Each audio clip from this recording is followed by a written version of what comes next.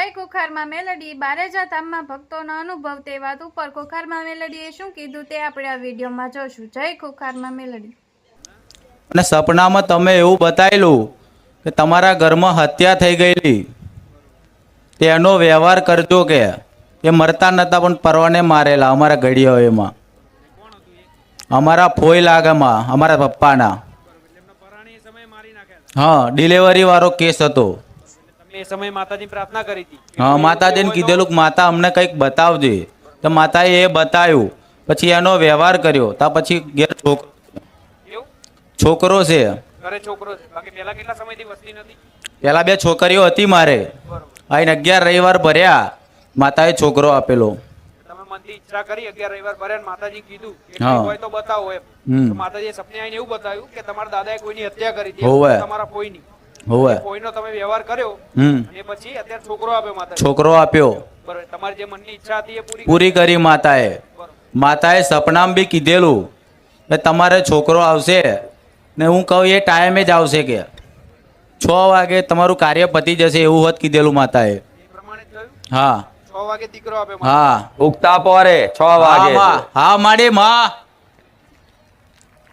હવે જે સપનું આલ્યું કે તમારા ઘરમાં કોકનું ખૂન કરી નાખેલું છે, હોવે માં, તમારી ફોઈનું, હોવે તો એ તમારા કુટુંબનું, તમારા પરિવારનું નાક કપાવવાનું હતું. હોવે માડી.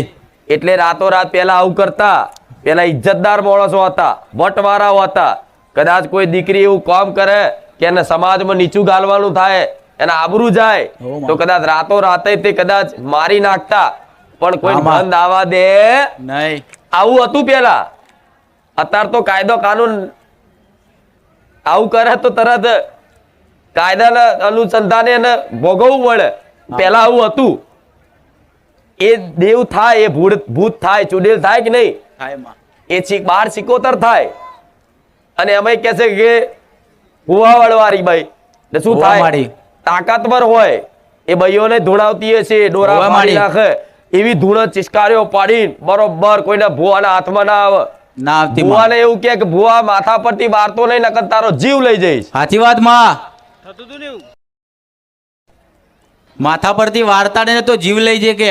બરોબર. એ જે ધૂણતા હતા એવું કહેતા હતા. હા માડી, બૈરોણ વધારે ધૂણાવે. બરોબર ધૂણાવે. હા, છૂટા વાર મેલીને માડી વારવા આવે ને તારે જ આવું બહુ કરે માં. નાવડી મોટી આંખો, હા માં, દાંત કચેડે. હા, આ કઈક કુટુંબ પરિવારમાં આવું જુનામ થયેલું હોય પેલા તમારા વડવાએ કીધું ના હોય, બરોબર, અને તમે જોડતા ના હોય, અને કોઈ માતાજી આવું બતાવો ને આવું હોતું હોય, અમે તો જોડતા નહીં, અને પણ બાપ દાદાએ કીધું ના હોય તો આવી વાત હોય બને ને આવું. સાચી વાત માં. એટલે સપનામાં આલું છું તો વિશ્વાસ કરજો અને પૂછપરછ કરજો, ને કદાચ ના થાય ને તો અધરું કરજો. આ તો જોડતા હતા સારું છે, હવે ના જોડતા હોત તો શું કે આ તો ખોટું છે ભાઈ, થાય કે નહીં આવું. સાચું માં. હા, એટલે ભલે 3 જણને જ કીધેલું માં સપનામ. હા, તો ભલે એને પૂજા પાઠ કરવાની, એના આત્માને શાંતિ મળે ને એટલે એને મોનજો. હા માં. એના નામથી પુનદાન કરવાના. પુનદાન મતલબ ગાયને પૂરા ખવડાવો, કોઈ કુવાસીઓને ગરીબને જમાડો, અને એના પ્રાર્થના એ કરો કે ભગવાન આ એના ખાતામાં જમા કરજો. હા માં. જેથી એનું કલ્યાણ થાય, એનો ઉદ્ધાર થાય.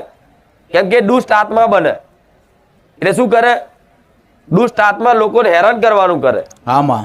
પણ એના ઉદ્ધાર માટે તમે કંઈક કરો તો ભગવાન એને આત્માને સંતોષ આલે, શાંતિ આલે, તો એની આગળ ગતિ થાય. નહીં તો આવી ચૂડેલો થાય ને એ 200 વર્ષ સુધી નડતર રૂપ થાય છે. આજે કંઈક ગામડામાં આવું વરગાણ થાય છે, જોવો છો ને બધું. આ ખોટી અંધશ્રદ્ધા નહીં, આ બધું થતું હતું પેલા. અત્યારે તો ભૂતો એવા છે કે ભૂતો આવતા દેખાવાના બંધ થઈ ગયા, માણસો ભૂત જેવા થઈ ગયા છે. આ શું ખોટું? અત્યારે તો ભૂત દેખાય તો એની જોડે બીડી માગે એવા છે. તું લાય બીડી સોની મોની. અત્યારની પ્રજા વિજા એવી છે ને બધી, એટલે બધા ભૂત છે ને હંતાઈ ગયા, છોને છુપે હેરાન કરે. પેલા તો પ્રગટ થાય, દેખાય, પેલા આવું બધું હતું, પણ હવે રહ્યું નથી. અને હવે મારે માતાનું નામ લશે એટલે દેખાવાય નહીં દઉં, ચિંતા ના કરજો. સાચું માં. ભલે રામ. રામ માં.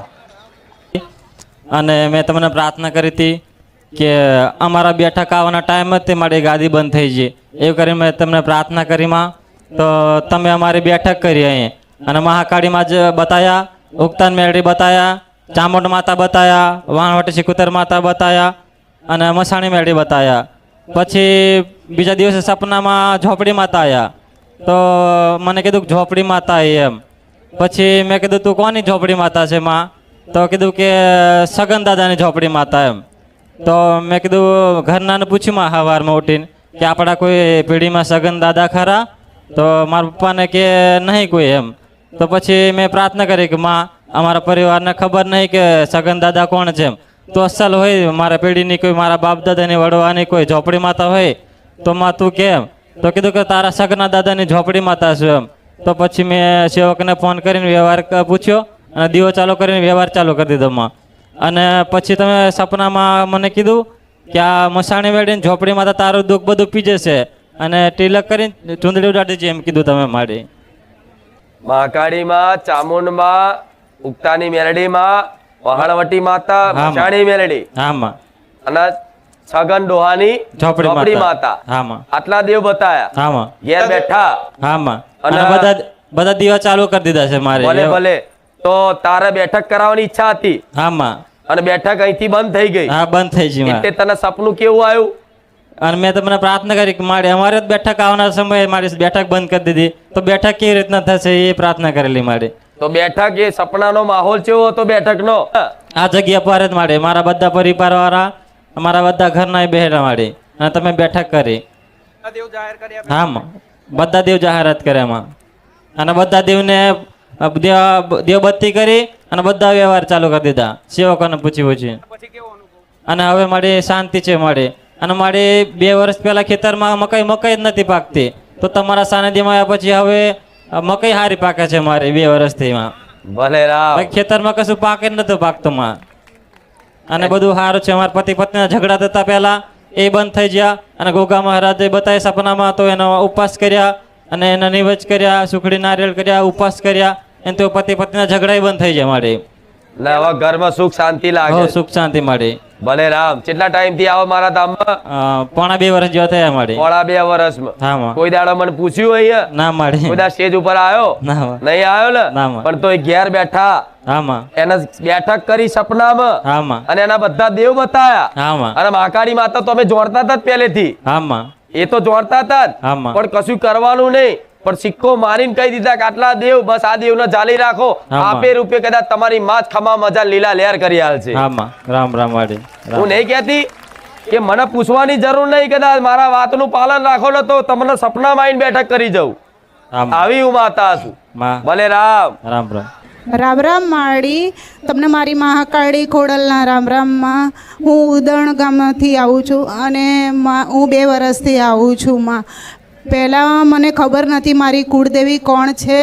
મારા સાસુ બે કુળદેવી પૂજતા હતા, તો મને બહુ એ થતું હતું.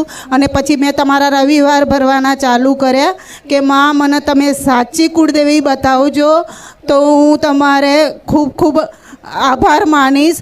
પછી મારે 12-13 રવિવાર થયા ને પછી તમે મારા સપનામાં આવ્યા. હું દર્શનની લાઈનમાં જતી હતી અને મેં પૂછ્યું માં કોને મારી કુળદેવી કોણ છે? તો તમે બીજા બધા મને ધક્કા મારતા હતા, તો બી હું ત્યાં ઊભી રહી. માં તમે આટલું કહી દો મારી કુળદેવી કોણ છે? તો તમે મને આંગળી કરીને કીધું તારી કુળદેવી મહાકાળી છે. તો પાછળથી એક બેને મને ધક્કો માર્યો અને હું પાછી ખસી ગઈ, તો બી હું ત્યાં જ ઊભી રહી. માં કુળદેવીને કયું નેવા ચાલવાનું? મારા સાસુ લાપસી ચડાવે, ઘડીકમાં ચોખાનું ચડાવે. માં એટલું કહી દો. તો તમે મને કીધું જા તું ચોખાનું નેવજ આપજે. હા, સપનામાં એવું કીધું. રામ. અને માં અને પછી મને ખબર એવું મને જ્યાં અંદરથી એવું થતું હતું કે અમારા ઘરમાં પિતૃદોષ છે. તો માં મેં તમને બહુ કગરતી હતી કે માં અમારા ઘરમાં પિતૃદોષ હોય તો તમે મને કહેજો. તો તમે પછી મને એક દિવસ સ્ટેજ ઉપર બોલાવી અને મને કીધું તારા પિતૃદોષ છે. પછી મેં કીધું માં એવું એટલે કે હા. તો થોડી વારમાં મારા પિતૃ બી પાઘડી લઈને આવ્યા, પાઘડી પહેરેલા, અને મારા પિતૃએ તમને દુપટ્ટો ઓડાડ્યો. આટલું બધું પ્રૂફમાં તમારા ત્યાં મળી રહ્યું. સપનામાં કીધું. હા. પછી મારો બીજો એવો અનુભવ છે કે માં હું તમારા રવિવાર ભરવા આવું છું. મારું ઘર કેવી રીતે ચાલે છે, મારા ઘરવાળાનો પગાર ખાલી 12,000 છે. કંઈ જ ખબર નથી પડતી, ખાલી 12,000 પગાર જ છે બસ. તો બી 2 વર્ષથી આવું છું. મારું ઘર રમરમાટ હેડે છે અને દેવોના વ્યાજ બી ભરાય છે. મેં બધા દેવોનું માતાના પ્રવચન જોઈ બધું જ મેં ઘરે બેઠા કર્યું છે. બધા માતાઓને બેસાડ્યા, દર્શનમાં સતીમાં કીધા, મારા છોકરાને મસાણી મેલડી કીધા. મેં તમે જે કર્યું છે માં બધું જ કર્યું છે, કંઈ જ બાકી નથી રાખ્યું. પણ આવા જીવન મારા ધામમાં આવ્યા પછી જીવનમાં કેટલો પરિવર્તન થયો. માં એની તો કંઈ વાત જ ના થાય, એટલો બધો પરિવર્તન. પહેલાં માં અમારે પૈસાના કારણે બહુ જ ખેંચ પડતી હતી. અત્યારે તો એટલું રમરમાટ હેડે છે ને, ખબર જ નહીં પડતી ક્યાંથી આવે છે પૈસા, ખબર જ નહીં પડતી. આ દેવની કૃપા.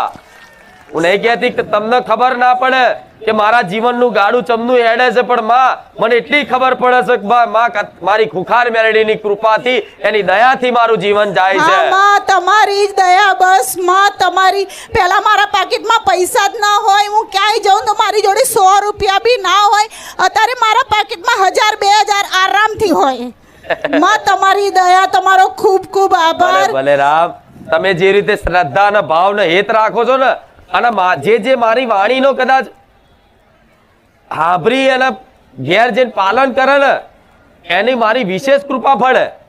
કેમ કે મારી વાતનું મૌન રાખતા હોય, પાલન કરતા હોય, એને કઈ બોલવાની જરૂર પડે. રામ.